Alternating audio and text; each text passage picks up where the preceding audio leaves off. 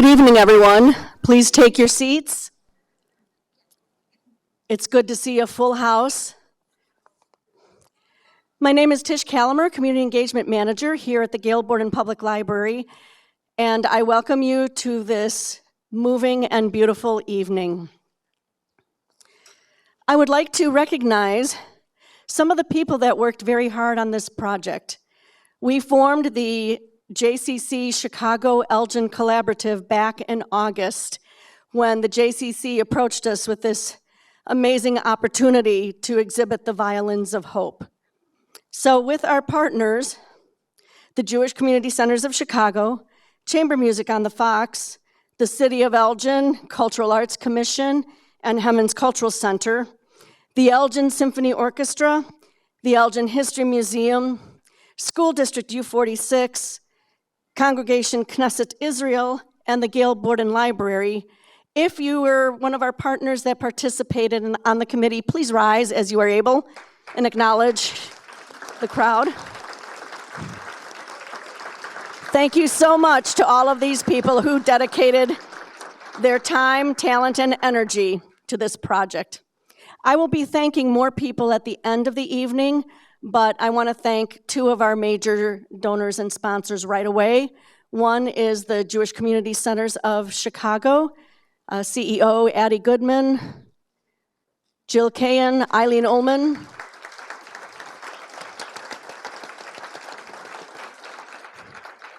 and then a special thank you to our local donors, the Siegel Foundation, represented by Mark and Robin Siegel, and Karina Nava from their board.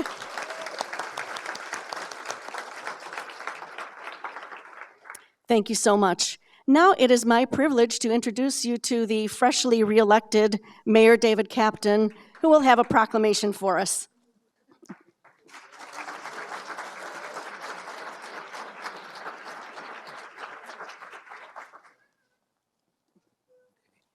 Thank you, Tish. And, you know, this is a special honor for me, and I really appreciate the being asked to do this. I usually say a few words. I'm going to keep it very brief. I'm humbled just by the concept and the idea of why we're here tonight. And the only two things I have to say is when you lose hope, the next thing you lose is your life. And I think that tells the story of these people and what they did in the Holocaust. It gives me great pleasure to read this proclamation. Whereas the Violins of Hope is a series of cultural events based on a private collection of violins, violas, and cellos that celebrate the Holocaust and survived the Holocaust, And whereas Ammon and Avshi Weinstein have dedicated their expertise and passion to ensure the instruments brought to them from all over the world have been repaired, restored, or preserved. And whereas during World War II, violins were often used to degrade and humiliate prisoners of war, the restoration of these instruments provides a testimony of triumph to the resilience of the human spirit and freedom, over evil and hatred. And whereas this project is not only devoted to the preservation of culture and people, but also a traveling educational experience for people around the world. And whereas the Violins of Hope is a performance showcased deeply filled with history and strength, a continual memorial to the lives lost unjustly, and a unique tribute to the culture and craft of the people who lived and prevailed against all odds. Now, therefore, I, David Captain, Mayor of the City of Elgin, Illinois, do hereby proclaim the 24th of April, 2023, as a day of remembrance and thanks to the Violins of Hope's inspirational message of wherever there is music, there is hope.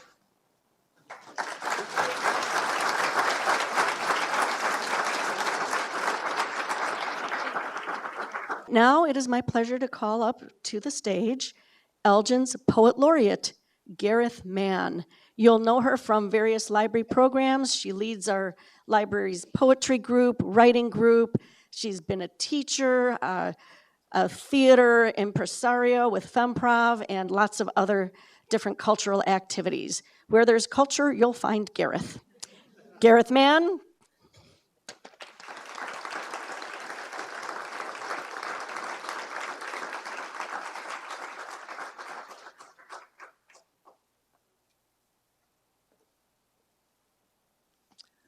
A pink sun smiles. Time to take his violin from its worn case. His dreaded morning ritual awaits. Time to play tunes that might help him survive, that might keep him alive another day. In the cold morning air, he shivers and wiggles his stiff fingers, stomach churning, weak from hunger, holding on to his sanity by a thread. He joins his comrades, deep misery in his pores as he prepares to perform on command, while watching others march to the gas chambers. Numb to the pain, he must succumb to the abuse of his talent. He lifts his bow, trying to imagine playing as a boy, remembering when he was young, then joyfully playing at his daughter's wedding, making his violin sing.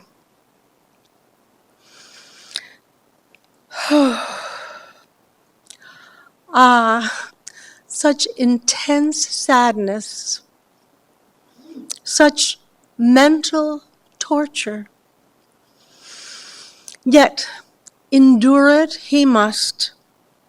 His choice is to die or to play. Will this be a day his captors play a game, randomly choosing a few of his fellow musicians, shooting them before his eyes? Will this be a day that he is one of the chosen? Will this be a day he sees his beloved wife marching to the death?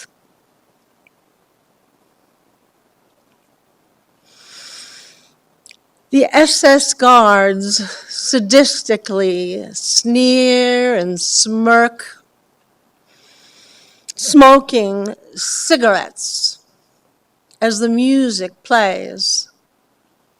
And so begins another day. Each violin of hope has a story. Each violin once belonged to someone who loved her.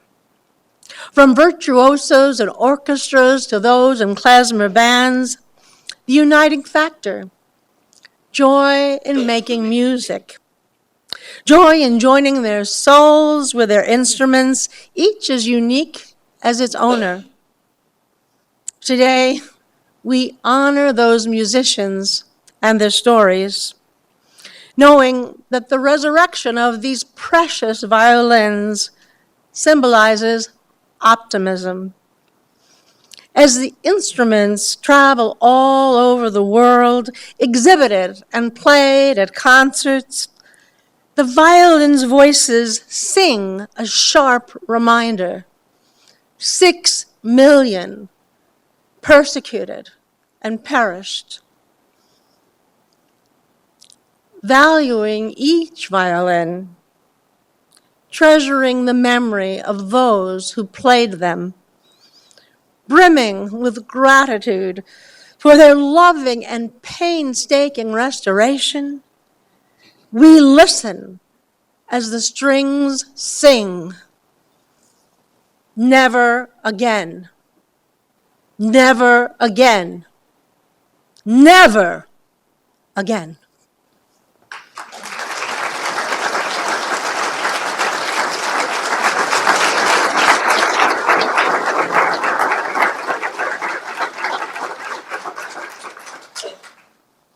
Thank you, Gareth.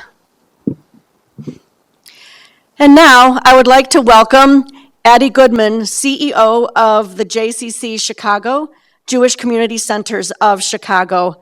They were instrumental in bringing these violins to our area.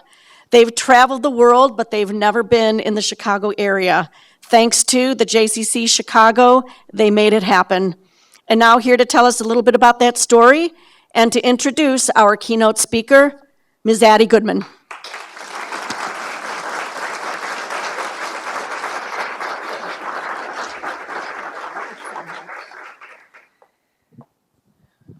Good evening. I'm Addie Goodman, President and CEO of JCC Chicago, and it is my truly sincere honor to lead the organization as community host for Violins of Hope Chicago.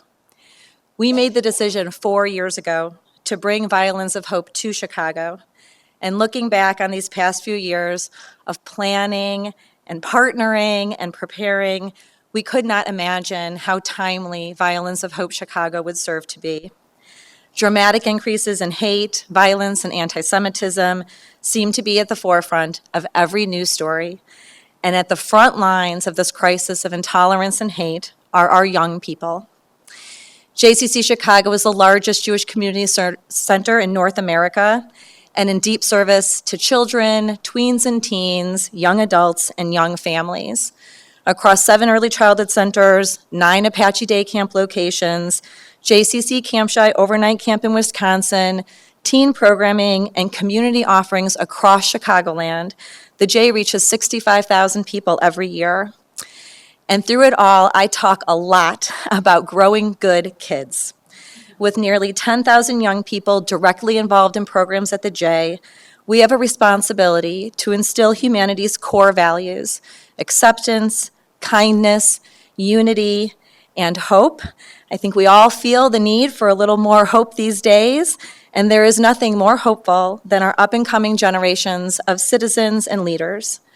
When I see a child embrace a new friend, a friend in refuge from the war in Ukraine, a friend who needs a little more help in the classroom or camp group, a friend who looks different from themselves, I am hopeful for our future, and I see these moments just like that at the J every day. Our young people have a remarkable understanding of what is good and what is right. Violins of Hope Chicago is the JCC Chicago's programmatic response to this dramatic rise in anti-Semitism and hateful speech and actions. Through this project, we are on a mission to instill in our young people experience and values that will help ensure a bright future for us all. I'm going to share with you just a few powerful moments from this past week alone. A concert at Prairie State College welcomed 200 guests, very much like tonight. The next day, students joined educational programming, including a touring student group from Trinity College that thanked us for the opportunity to learn more about the Holocaust. A senior in that group shared that he had no idea that there were orchestras in the concentration camps at the direction and desire of the Nazis. At Governor State University, the violins were played for 600 fifth graders from underserved communities in Chicago's South Side. When asked if anyone had a question, one young man inquired about what is Jewish. The musician, docent, and educator that day had done a one-woman presentation on Anne Frank, and she answered him with humanity and grace. And we hope that that dinner table conversation was a little richer that night. On Thursday evening, including some folks from our friends here at Gail Borden Library, a full house of 700 gathered to listen to the past and hear the future. The opening night concert was an incredible example of community, punctuated by the full house rising to their feet on the first notes of Hatikva, the Israeli national anthem, for those who might not know. The next day, Violins of Hope headed to Roosevelt University, where they were played by 5 students, each of whom selected a piece by a Jewish composer, whether classical or modern. One of the musicians was a young Venezuelan violinist who found his home in America and told us that it healed his heart to play on that violin. Yesterday, 150 community members attended a screening of Joe's violin and the Lady in Number 6 at the Illinois Holocaust Museum and Library. The first 2 of our film screenings. You have a bunch of your own going on here, which is awesome. And another 100 people came to the J yesterday for the Daffodil Project, an initiative that aims to plant 1.5 million daffodils in memory and honor of the 1.5 million children persecuted in the Holocaust. And during a musical performance that opened that program, a middle school student sang, "A million dreams for the world we're gonna make."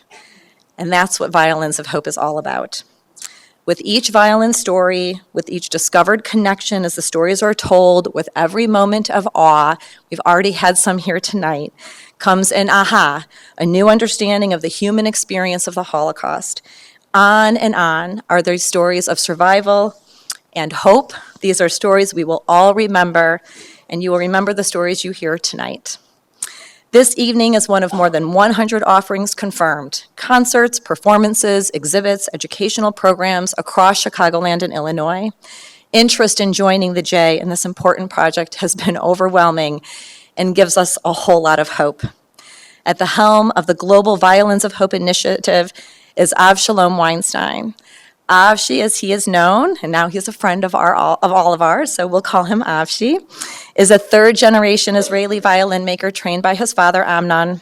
He's trained in the tradition of the Italian Cremonese School of Violin Makers and the French School of Restoration, and began working in their family shop in 1998 as a violin maker and restorer of violins, violas, and cellos. Since Violins of Hope became a major force in Holocaust education, Avshi has traveled the world and brought the collection to several U.S. cities, but as you already heard Tish say, never to Illinois and never to Chicagoland. This is a first. Together with local educators and musicians, Avshi visits schools where young people often have their first introduction to the history of the Holocaust, and also an opportunity to see and hold an instrument that represents history. Students who play the violin can play these treasured instruments, as has already been the case over the past few weeks with high school students and youth musicians experiencing music from our history in their very own hands. Silenced by the events of World War II, these instruments have been given voice again and will live on forever to carry the message of survival and resilience. And it is truly an incredibly sincere pleasure to welcome you all to Avshi Weinstein, who has been on a whirlwind tour with us, and I know is so excited to be here tonight. Thank you for having us.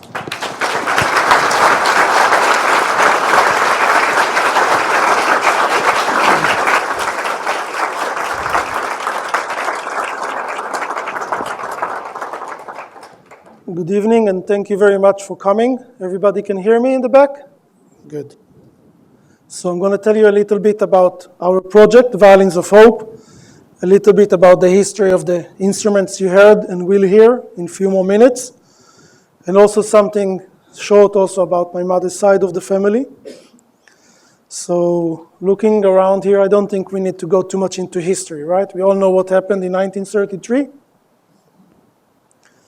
When these things were going on, a person named Bronislaw Huberman, a Jewish-Polish violinist, one of the best musicians of his time, when he saw what was going on in Germany and in Europe, he realized that very soon Jewish musicians will have a problem.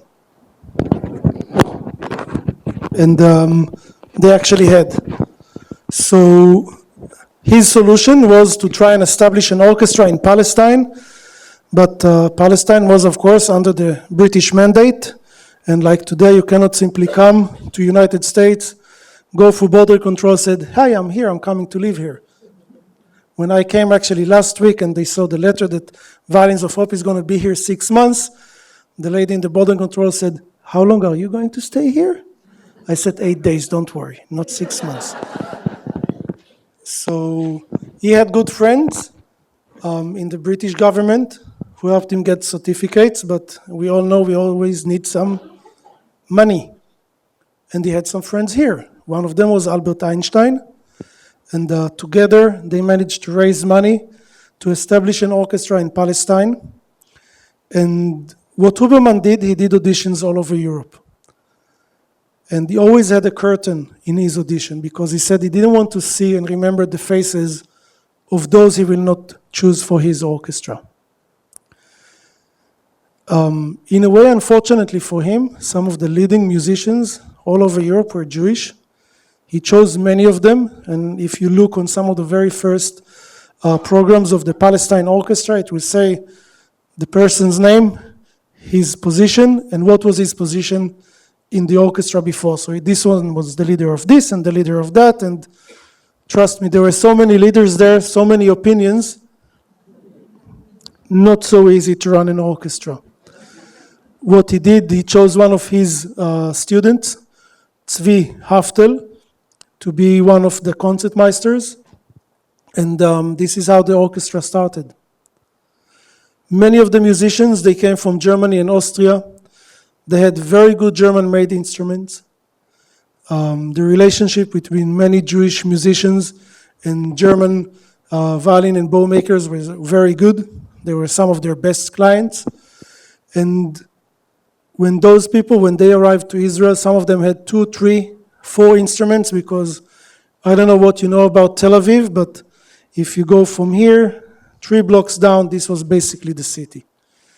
You would see more camels than cars, and violin making, let's say this was not really existing in Tel Aviv. So they thought, well, if we already go to Israel, we better have something that we can send our instruments back home to be repaired and come back.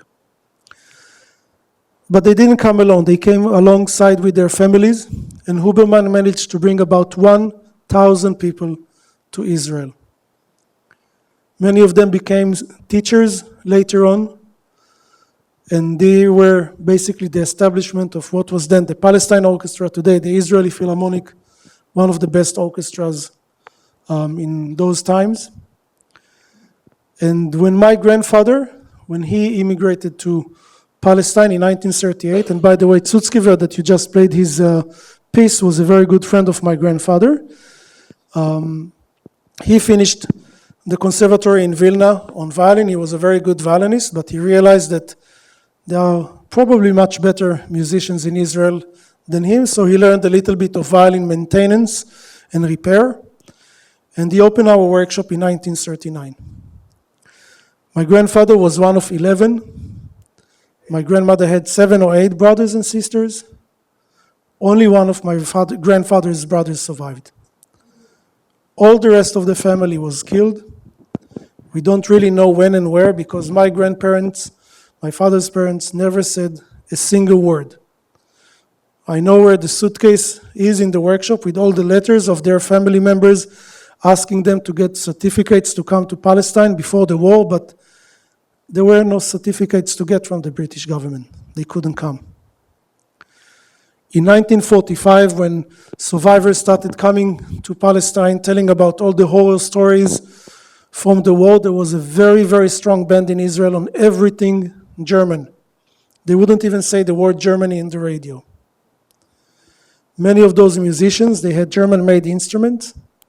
They came to my grandfather and they told him, either you're going to buy this instrument from me or I will destroy it.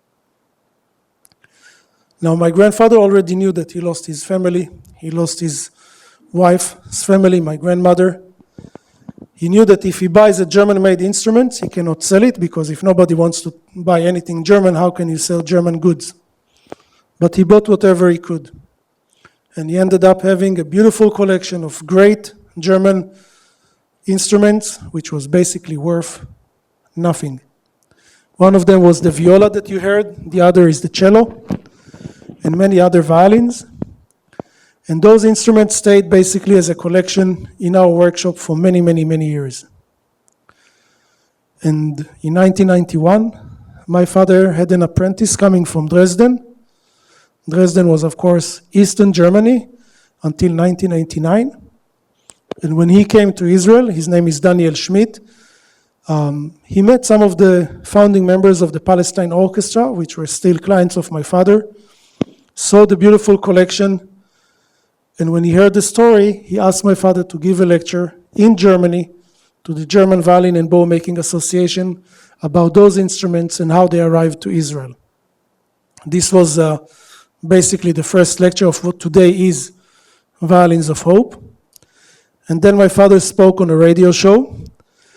And this was a very old radio show. This radio show started in the 40s, after the war. And we all know in the 40s, internet, Facebook, it was just a few years before. And everybody listened to that radio show. It was very simple. You would go on air, you say your name, you would say, I'm looking for my mother, my father, my sister, whatever. If you're lucky enough, you would give your phone number, maybe an address, and if you were really, really lucky, someone who was listening actually knew what happened to your family. And he will reach out to you and tell you what happened. So my father spoke on this radio show in 1999. We knew that there were musicians in the whole war. We knew that there were orchestras. We didn't have instruments. And he asked people if by chance they have instruments of people who survived or died in the war, and if they'll be willing to share with us what they have. The very next morning, a phone call around 9 o'clock in the morning, a person named Nadir Korngold called me. My father is usually coming much later. And he had his uncle's violin. Can you still hear me? Yes. Okay. And this is his uncle's violin. Those of you who came in, there is a beautiful photo of a guy playing the violin. This is the owner of this instrument, Shimon Korngold. This is a very unique instrument for many ways. It has here a small but a very beautiful Star of David inlaid in the back. And the label is in Hebrew. And the label says, I made this violin for my loyal friend, Mr. Shimon Korngold, Warsaw, 1924. Now, any of you know the name Ida Handel? Okay. Ida Handel was one of the legendary violinists in the 20th century. When I met her in the end of the 90s, she said she's about 70 years old. But for the next 10 years, she was always 70 years old. And she told us that she remembered her father taking her to Yaakov Zimmerman in Vilna, in Warsaw, before the war. So this was around the 30s, so I'm not so sure she was 70. But she said that from what she remembered, he was probably around 70 years old. And people in this age did not survive the war. We'd never heard about Yaakov Zimmerman after the war. He probably died in the ghetto or sometime, we have no idea. Shimon Korngold, who was a wealthy industrialist in Warsaw before the war, he ran away when the war started. Unfortunately, he died in Tashkent. And in 1947, one of his best friends brought this violin to the Korngold family in Jerusalem and told them the story. And the only thing which remained behind Shimon Korngold and his family is this violin and a photo of him playing on it at home. Now, everybody knows the Berlin Philharmonic, right? Yes. Do you know who was the concertmaster of Berlin Philharmonic for many years? Michel Schwalbe. Anyone knows this name?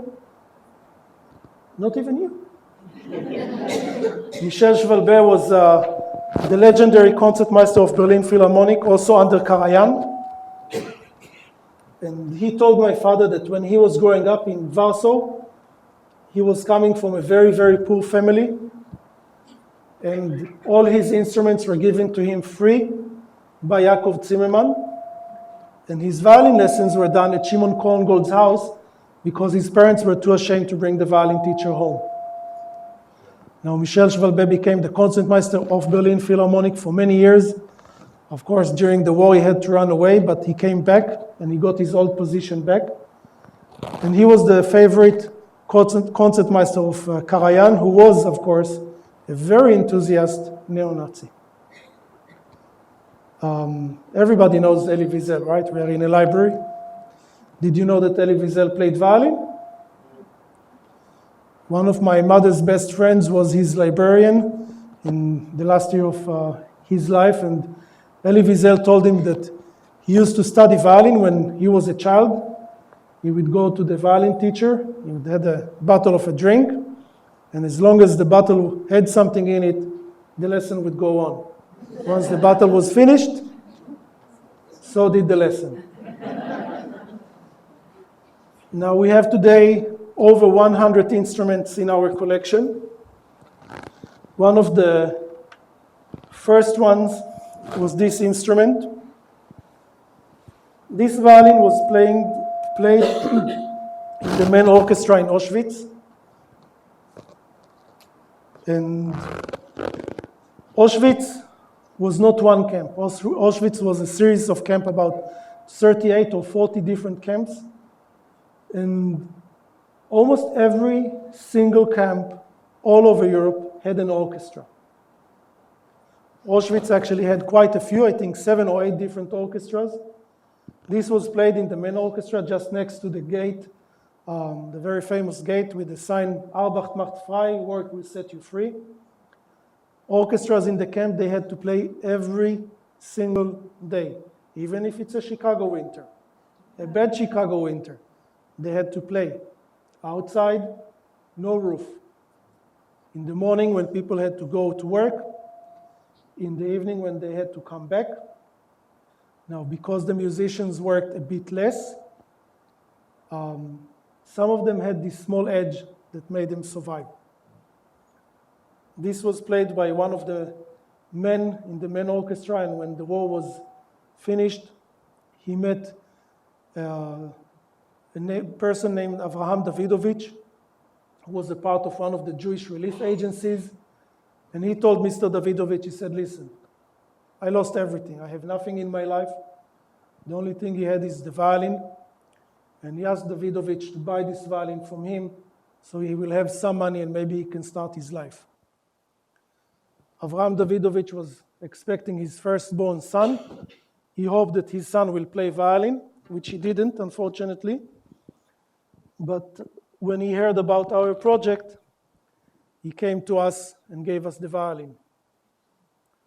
Now, as those of you who had the chance to look on the beautiful books here, there is one book here about Alma Rose from Vienna to Auschwitz.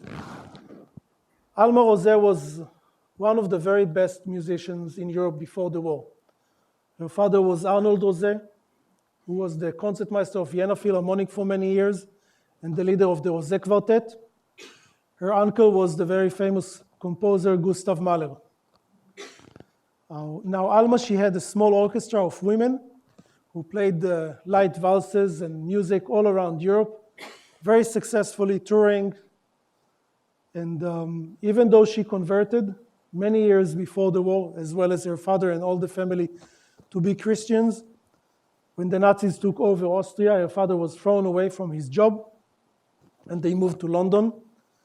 Now, she considered herself as Christian.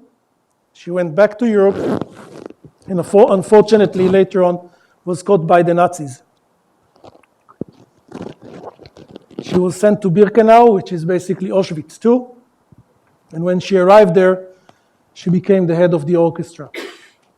Now, the Nazis knew exactly who she was and her legacy, and she managed to get better treatment from them for her orchestra. She believed that if the women will work hard and play well, the Nazis will keep them alive, so she had them work and practice every single day, learn new pieces, and this is how she kept them alive. The last violin that my father finished about 10 days ago belonged to a woman named Violette Silberstein, who arrived to Auschwitz.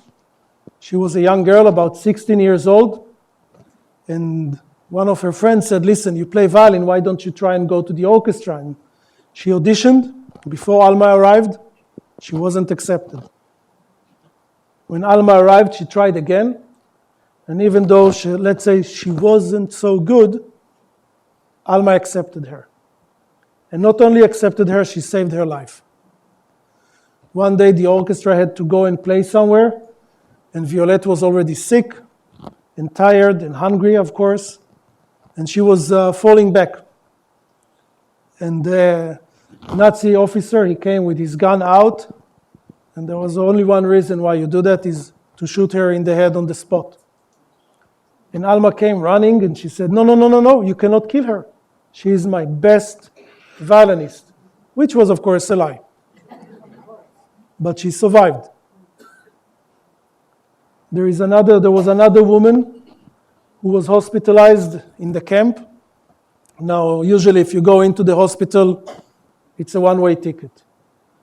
Now, Dr. Mengele took his daily tour in the clinic, and he saw this woman laying down in very bad condition, and he goes to the nurse, he says, why is she still here?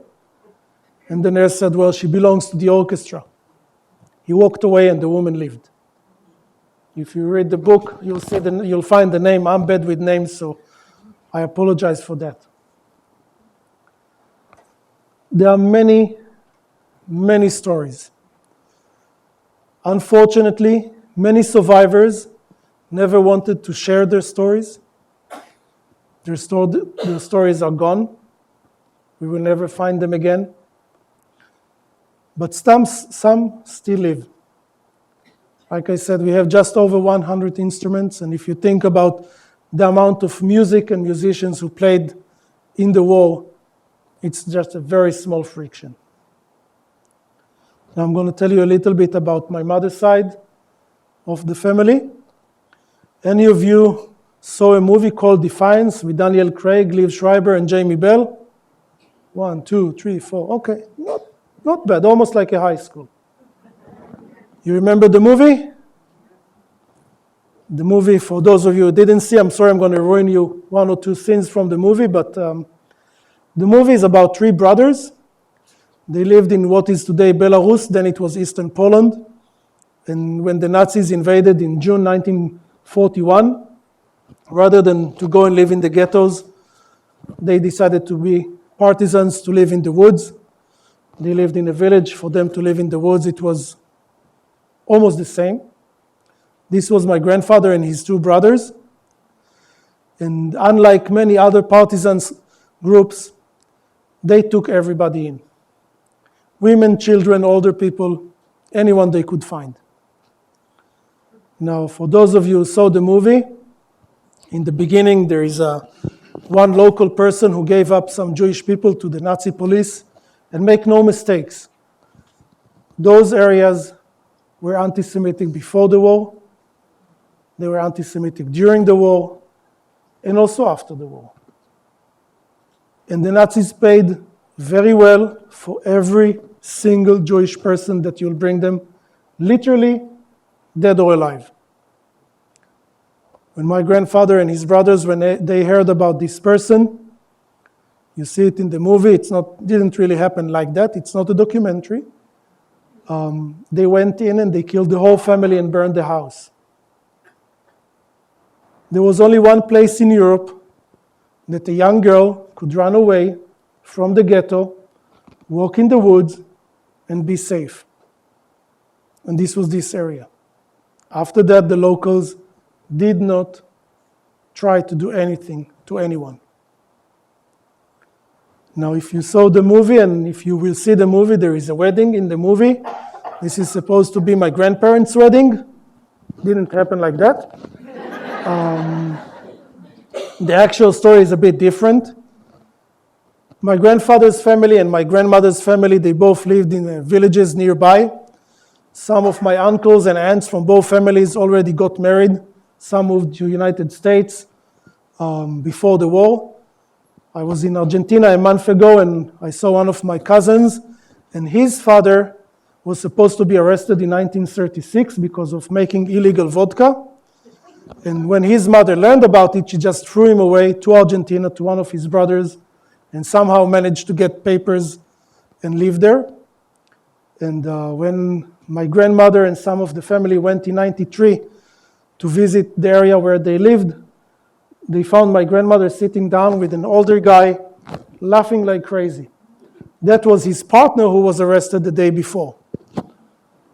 So my grandparents, they knew each other. But my grandmother was the youngest of 12. She didn't really want to marry a village boy. You know, she thought that she can get something better. But plans change. When the war came, they made a deal, and the deal was very simple. If he keeps her alive and her parents alive, she will marry him. And he did. And my mother had grandparents, because grandparents in Israel did not exist. Most of the people in these ages in Europe died. Now, unfortunately, my grandfather was drafted into the Russian army after they were released in July 1944. They lived in the woods for 3 years, and my grandfather was later on killed somewhere, either in Poland or Germany, we don't know. I managed to find some years ago someone who actually served with him in the Russian army, but he didn't want to talk to me. He didn't want to say what happened. My grandmother was pregnant. She decided that living in the wonderful Soviet Union is not exactly what she wants for herself, her parents, and my mother. So when the war was finished, she managed somehow to get to Western Germany, where she basically lived for the rest of her life, and later on immigrated to Israel. She immigrated to Israel about 1.5 years later. Still after the war, the British didn't let people come into Israel easily. Also, United States didn't, by the way. It was very difficult to get visas, but in the end, my grandmother, she immigrated to Israel. She got remarried, and I was actually in her last marriage when she was about 8 years old. Basically, she lived in Israel for the rest of her life. My grandfather and his brothers, they saved more than 1,200 Jewish people in the woods. Like I said, living for 3 years, and they took everybody in. So we have a few minutes for a few questions. If anyone has a question, please raise your hand. Yes, that was fast. Where are the bows? Well, I'll tell you one thing. I'm not a musician. I did play violin, but it was very clear that I better stop. We did get some bows with the instruments. It's one thing to ask a musician to play on a violin, viola, or cello they don't know, which are not the greatest instruments, because the good stuff was confiscated by the Nazis. If I give them the bows that came with some of these instruments, that's not going to work. Most of them are very, very, very, very simple, all broken to pieces. So unfortunately, bows did not really survive. How could they play in the snow and in the rain? Wouldn't it affect the instruments and sound? Did they have a choice? They had to play. And if something happened to the instruments, there were big storages in all the ghettos and camps, and they would simply get another instrument. They had to play, that's it. There was no excuses. You don't want to play, you don't stay another day. How many hours go into restoring a violin? So anything from few weeks to a month up to 1.5 to 2 years. It really, really depends. Some of the instruments we got basically as a puzzle in a nylon bag. A few of them were probably played outside, so the varnish was very heavily damaged, and this takes a very long time to repair. It really varies between instruments. What was the purpose of having orchestras in the camp? So the orchestras had few roles. One of them, like I said, to march people out and in the morning and evening to go to work. The Nazis would actually have competitions between orchestras, and they used them for their own amusement. After one of the lectures that I gave in Florida, a survivor came to me and he said that for him to be in that concert, in that lecture, it was a torture. Because he said they were made to stand for hours on Sundays because the Nazis wanted to hear this or that music. And if it rained or snowed or it was sunny, it didn't matter. And if you move, they beat you. If you fall down, they kill you. For him, it was a torture. They wanted music, the Nazis. They wanted music. They had great musicians. Some of those people who played there, they were some of the best musicians of Europe. And they made them play. That's it. How were they able to bring their violin into the camp? So you were allowed to bring up to 50 pounds of equipment with you. Of course, everything will be taken immediately once you arrive to the camp, but one of the things people would carry, because this was one of the most valuable things, would be violin, viola, or cello. Now, carrying a cello in those times, complicated. My father has these cases. It's full wood. Each one weighs anything between 50 to 70 pounds. So taking it with you would be difficult, but violin, it's small, it's easy to carry. And people did come with their instruments to the camps. And they weren't confiscated? Confiscated immediately, but people, they would be recognized as a musician and then take usually immediately to work as a musician. Okay, So thank you yes, back there.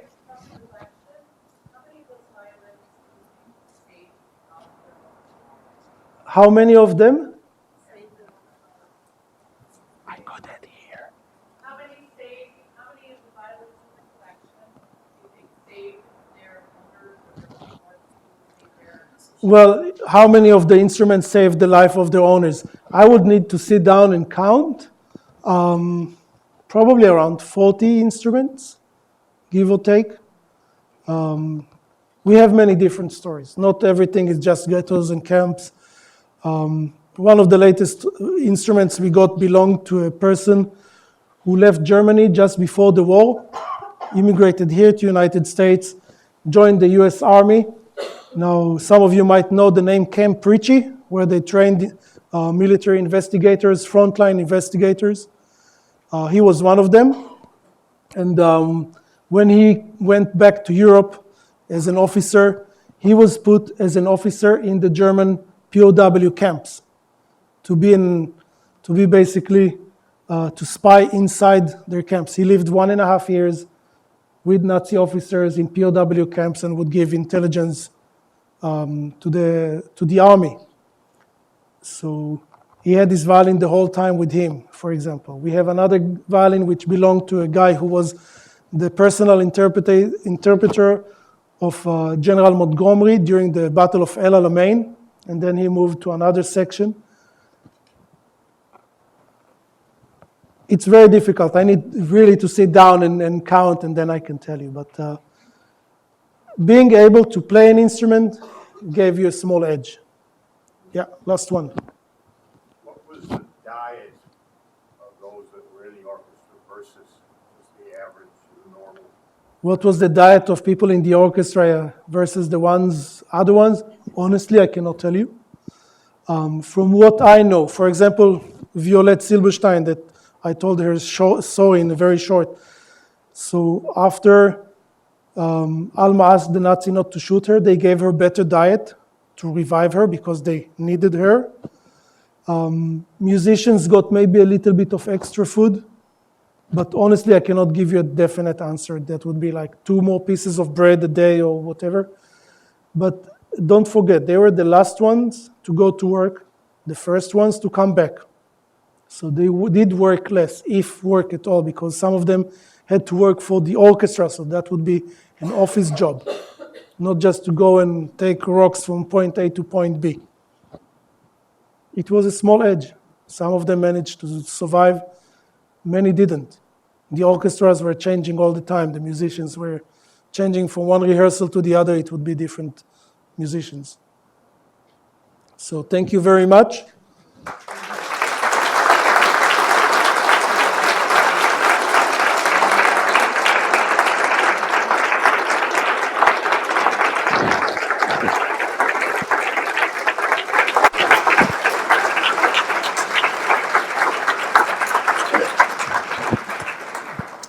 What better way to end this evening with a hopeful story and beautiful music on the violin. Please visit the exhibit. We have docent-led tours that you can sign up for. Just go to the library's website, gailborden.info/violins of hope. The information is in your program booklet if you picked one up, and there's some outside on the little table there. Excuse me. Also, on the second floor, please visit the beautiful panel exhibit, The Jewish Experience in Elgin, on loan to us from our good friends at the Elgin History Museum. Check the newsletter, check the website for lots of programs. We have film screenings, we have lectures, we have the tours themselves. There's a lot going on to commemorate these very, very special instruments. Many, many thanks to Avshi Weinstein and his father for restoring these precious musical instruments. Please rise.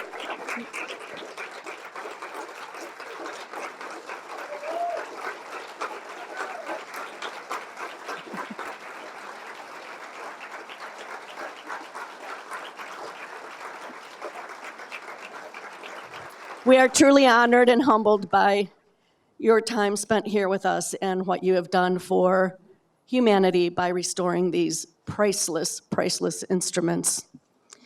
And now, if I may ask, in honor and memory of the people who lost their lives, the millions during the Holocaust, let us leave this place in silence.